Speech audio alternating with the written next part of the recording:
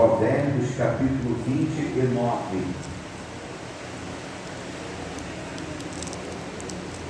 Estamos em oração, e orar é muito bom. Orar também para a vida espiritual. Aleluia.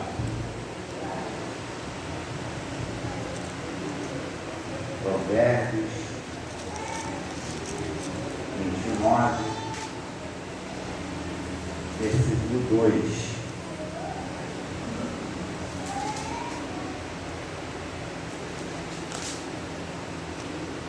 Gente, peguei essa mensagem dia 15 de novembro de 2020.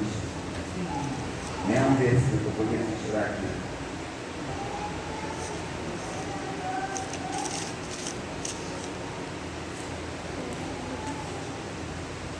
Justamente 5 anos após ele estar pregando de novo. Amém? Amém. Vou contar de 1 até 3, vou pedir para a igreja ler o versículo 2. Provérbios 29, versículo 2. 1, 2, 3. Quando os homens se engrandecem, O povo se alegra, mas quando o ímpio domina, o povo suspira. Podeis tomar assim. Naquela tradução ali, está escrito: quando o governo é formado de homens justos e honestos, o povo vive feliz. Mas quando os líderes de uma nação são maus, o povo chora de tristeza. Esse versículo não está falando da igreja, tá? Não está falando de crente. Porque existe muita gente por aí que não é da igreja, mas que tem aquelas duas qualidades ali: é justo e honesto. Né? Bom seria que essas qualidades fossem só para a igreja, mas é triste, né? Eu vou falar aqui, é triste, às vezes alguém que não serve a Deus busca ser mais honesto e justo, porque muitas das vezes é aquela pessoa que era para ser honesto e justo. Então o texto está dizendo que quando o governo tem pessoas que são justas e honestas, o povo é feliz. Mas quando tem uma liderança que governa a nação que não é justa e honesta, o povo chora de tristeza, né? Geme, né? Então a pergunta aí foi: como a igreja deve se posicionar com relação à política brasileira? Qual é o nosso papel nesse cenário? Então nós vamos aqui falar alguma coisa daquilo que Deus colocou no meu coração. Passa, por favor. Política é a arte e a ciência de governar. Direção, administração de nações e Estado. Por favor, Gênesis 41 e Esther capítulo 4. Abra aí, por favor. Gênesis capítulo 41 e Esther capítulo 4.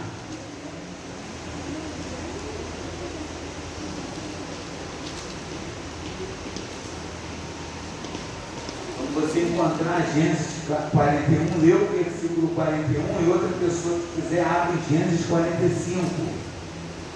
Quem encontrou Gênesis 41, 41?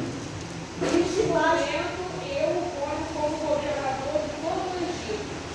Então esse versículo mostra que um homem que servia a Deus, ele se torna governador, né, de uma nação. Então a política, você já vê aí uma das referências, diante de tantas, eu vou usar só essas duas. Então você vê aí a primeira referência que eu quero citar. Lê para mim quem encontrou Gênesis 45, versículos 6 e 7.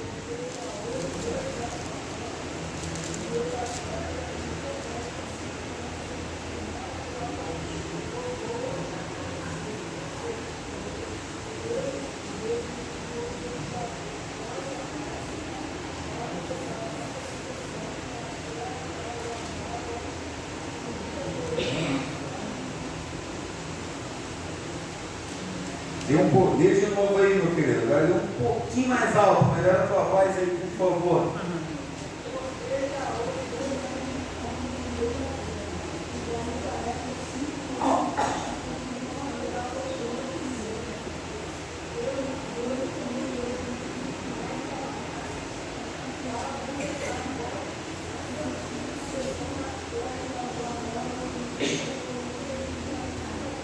Ou seja, José aí está dizendo que ele foi colocado como governador para trazer provisão para Israel.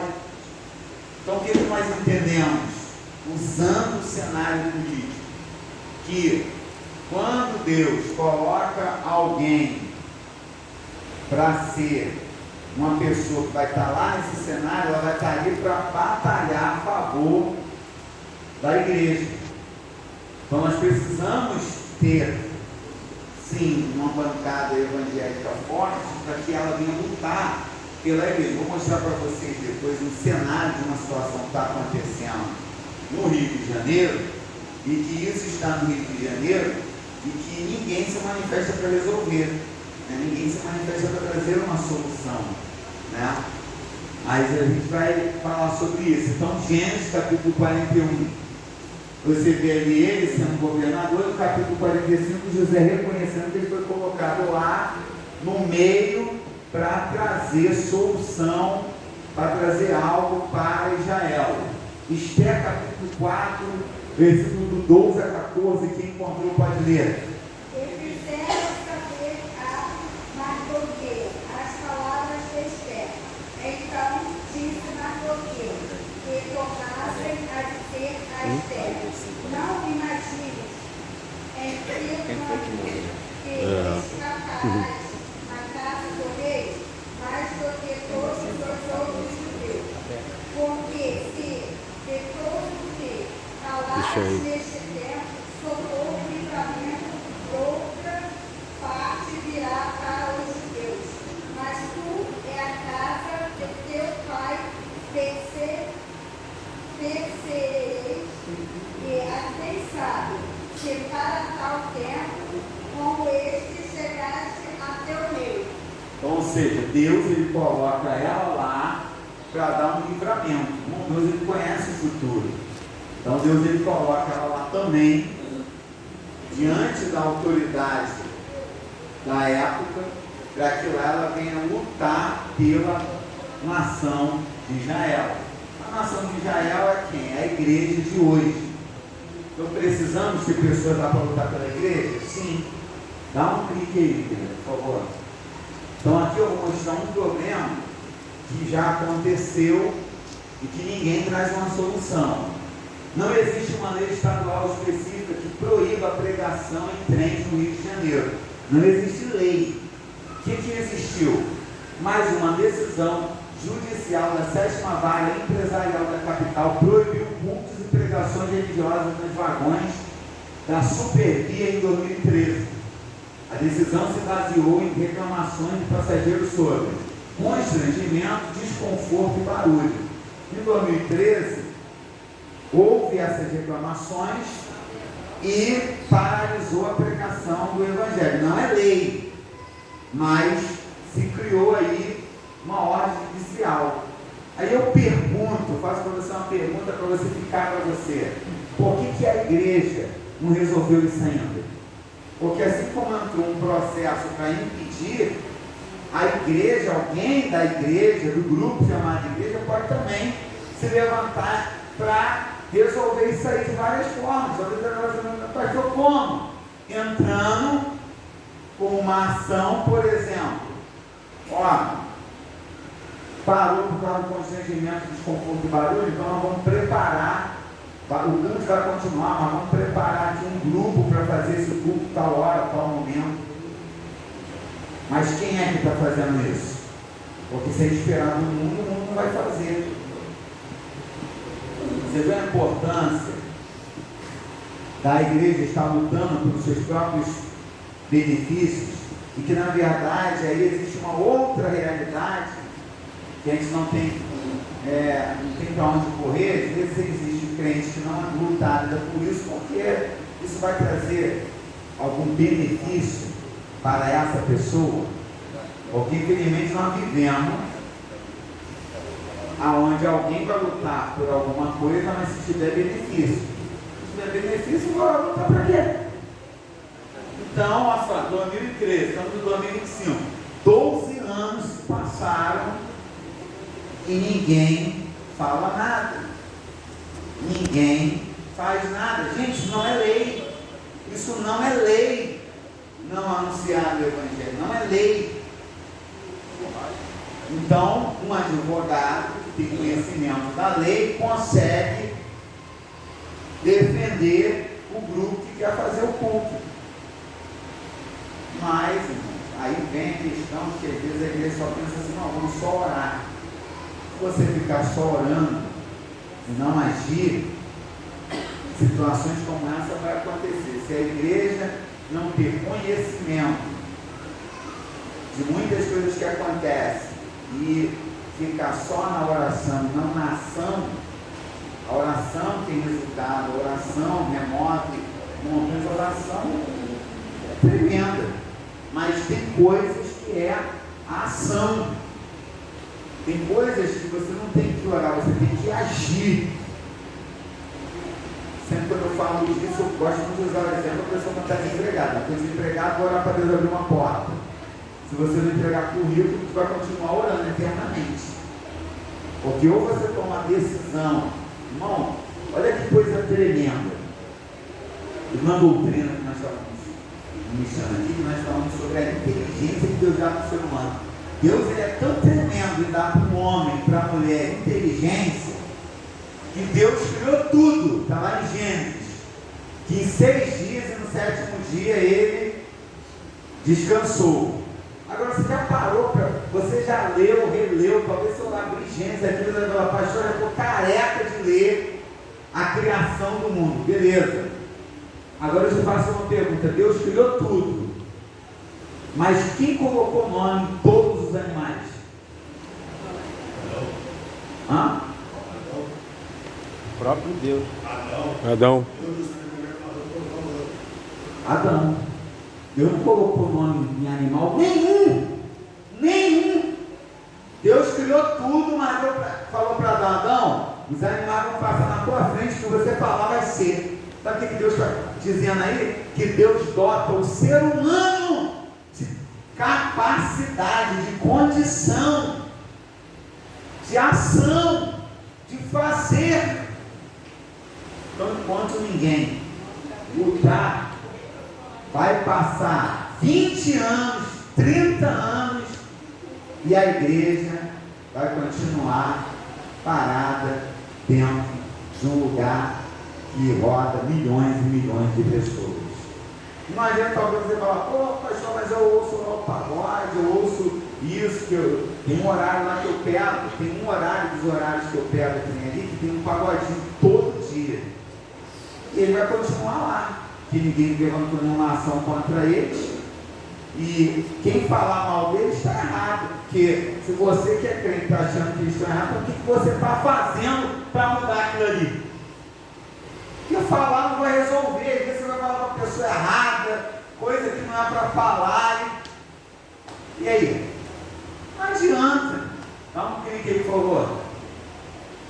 Hoje isso aí é só para você ter uma noção, porque eu gostei da pergunta do Eduardo, quando alguém disse que quem vota na esquerda não é crente, sendo que às vezes existem pessoas que não têm conhecimento. Ela não está votando na esquerda, não é porque ela tem conhecimento, é porque ela não tem conhecimento. Talvez você fale assim: ah, pastor, que é isso? Não, gente. Claro que isso, nós tivemos a oportunidade de ir a uma congregação lá em Pernambuco, e nós descobrimos lugares lá que o evangelho não tinha chegado. Então, a pessoa vê um monte de igreja aqui no Rio de Janeiro, vai lá em Pernambuco para você ver se é assim. Vai lá na área nordeste lá para você ver se é assim.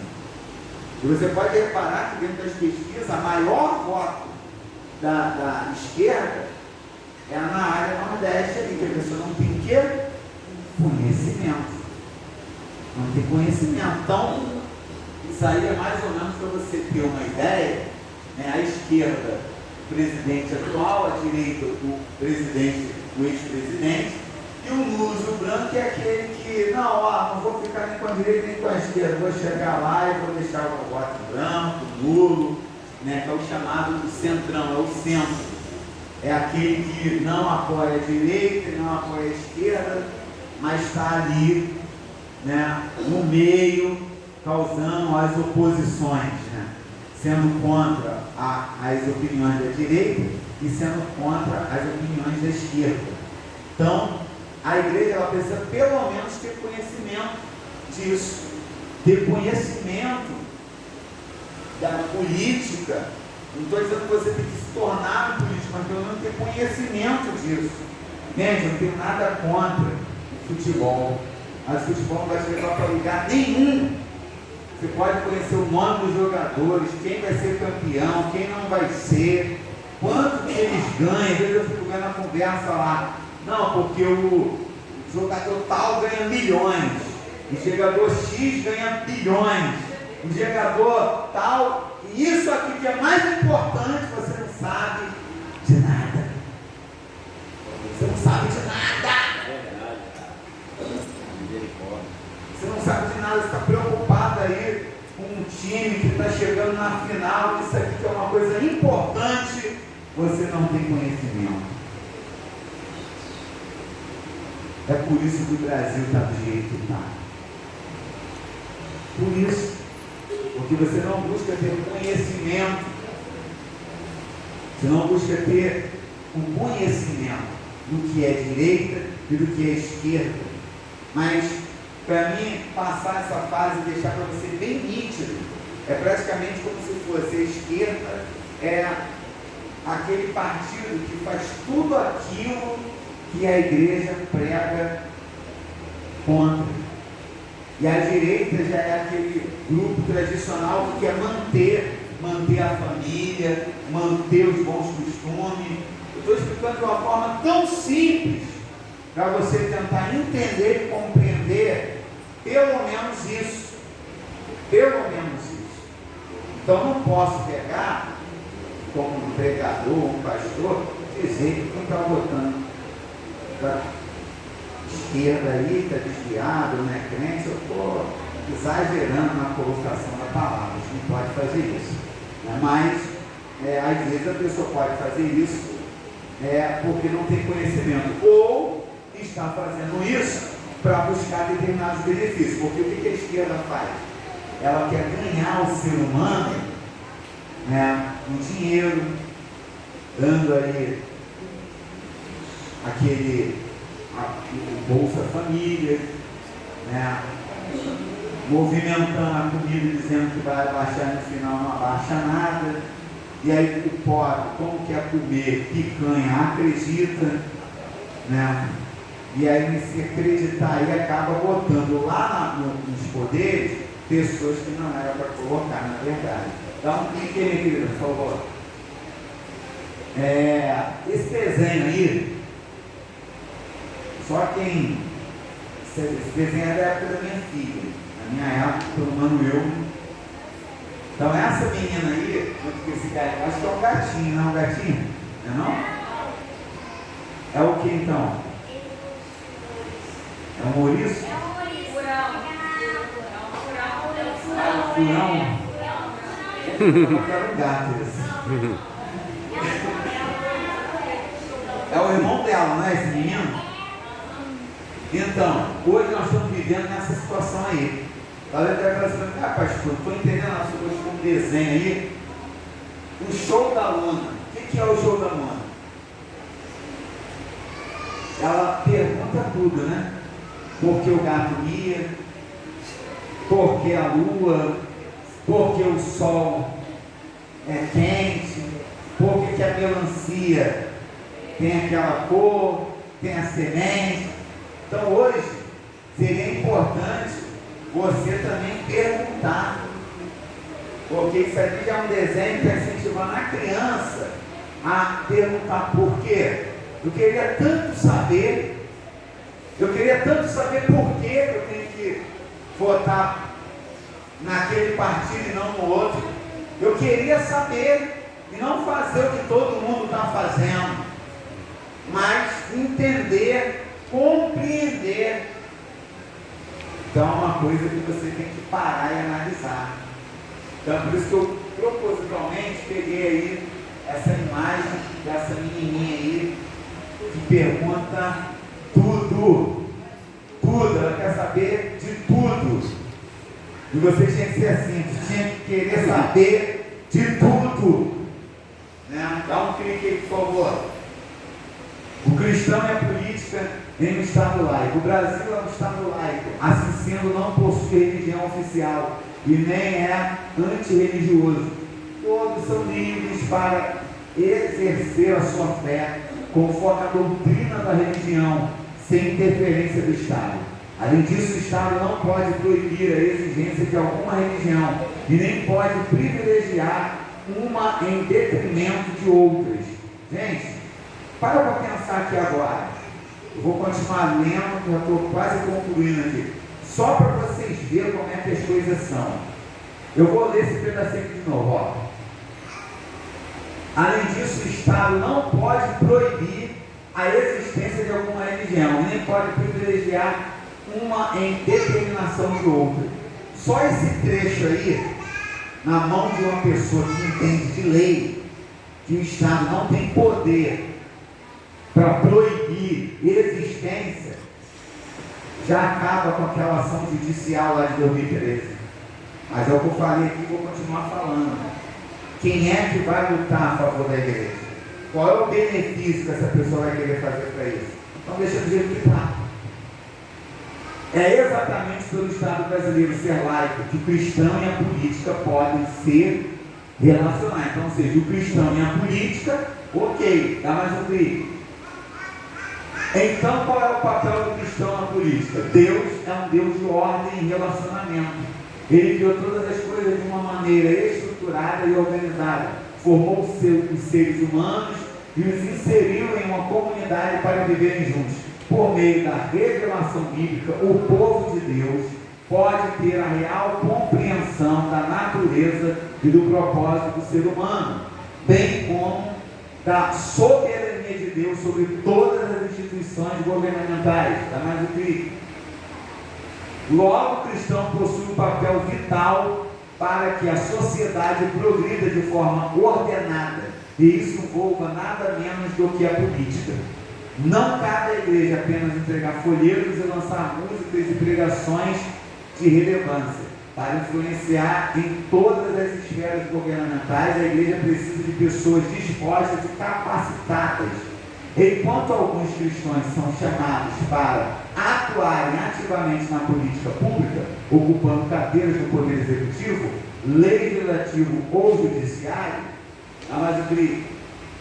porém todos são chamados a fazerem o que é certo, de acordo com a vontade e caráter de Deus, conforme Ele revelou nas Escrituras. Portanto, é papel de todos os cristãos, primeiro, orar pelas autoridades. Segundo, cumprir as leis do país, desde que não vá contra a Bíblia. 3. Levantar a voz em favor dos oprimidos. 4. Opor-se à corrupção. 5. Protestar quando devido. 6. Votar conforme os princípios bíblicos. E 7. Promover justiça, paz e harmonia onde estiver. Você está vendo como é que é importante a igreja ter conhecimento? Nosso ministério, louva a Deus pelo MIG, porque os pastores, presbíteros e evangelistas, principalmente os pastores que são dirigentes de igreja, quando eles se envolvem com política, eles têm que entregar o cargo de obreiro. Isso não significa que o MIG não concorda com política. Isso significa que o MIG faz uma divisão. Ou você pastoreia a igreja, ou você entra na área da política. Ou uma coisa ou outra.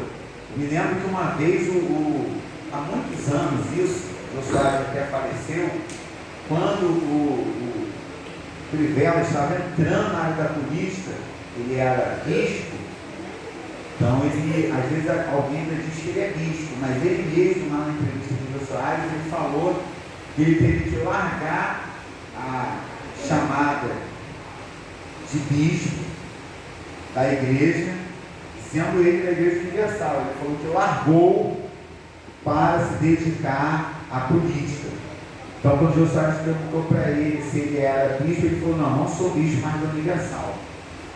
Agora ele era senador, ele era alguma coisa, agora eu estou me dedicando à política. Sirvo a Deus na Igreja Universal, mas não sou mais bispo da igreja universal. Ou seja, então, a igreja que mistura pastor com a área política, sabe o que essa igreja está fazendo? Está querendo usar a influência da liderança para ganhar votos. Não, e isso não é bom. Isso não é bom. Porque você, é o que eu falei lá, por que eu mostrei o show da Luna? Você tem que votar. Isso quando chega as eleições aqui, vocês vão ver aqui. Eu não falo para você que eu vou votar. Porque se eu falar, ele tem que falar para mim, pastor, me diz aí que o senhor vai votar para mim votar. E esse é que é o problema. Você não tem que votar em alguém porque uma liderança está votando. Você tem que votar em alguém que você sabe que você tem que votar nessa pessoa porque você acredita que há uma diferença muito grande. Para me encerrar minha palavra, dá um clique aí, minha querida, por favor. 1 Coríntios 14, 33. Deus não é Deus de confusão, mas sim de paz. Não, Deus não é Deus de confusão. Então Deus não é Deus que traz confusão. Deus é Deus que traz paz. O que significa paz? Alguém sabe me dizer aí o que significa paz? Ninguém sabe o que significa paz? Não ter confusão. Hã? Não ter confusão. Não ter confusão, tranquilidade. Então tem confusão, não tem tranquilidade, Deus não está no negócio. Deus não está no negócio. Então eu encerro essa palavra orientando a igreja que, referente à política, se envolva, mas cuidado para você não se envolver profundamente e quando surgir escândalo, porque a política brasileira, ela infelizmente já está corrompida. Quando o Lula ele foi preso e ele estava dando ali seu depoimento, eu guardei essa frase, e isso é uma realidade que eu não estou aqui contra, eu não sou contra, cada um sou cada um, não tem a esquerda, tem a direita, tem o centro ali, e aí tem gente que é tão da direita, se você falar da esquerda, ele fica com raiva, com ódio, quer discutir. Isso acontece lá no meu trabalho. Rapaz, falou mal do Lula, tem confusão. Falou mal do Bolsonaro, tem confusão. Pô, alguém pode falar mal dos dois, que eu não estou nem aí. Não estou nem aí, porque eles estão vivendo a vida deles, eu tenho que viver a minha. Isso aí. Eu não estou preocupado com eles. Tenho que preocupar com a minha vida. Então, quando ele estava lá preso, sendo julgado pelo problema lá da Petrobras, então ele pegou e no seu depoimento ele disse: eu estou sendo incriminado por uma situação que já acontece há mais de 30 anos. Essa manobra, essa situação da Petrobras já acontece há mais de 30 anos. Sabe o que ele estava dizendo ali? A corrupção já existe há mais de 30 anos. Eu fui preso, eu estou aqui, estou respondendo, mas antes de mim, há 30 anos atrás, vamos fazer uma continha? Vamos fazer matemática?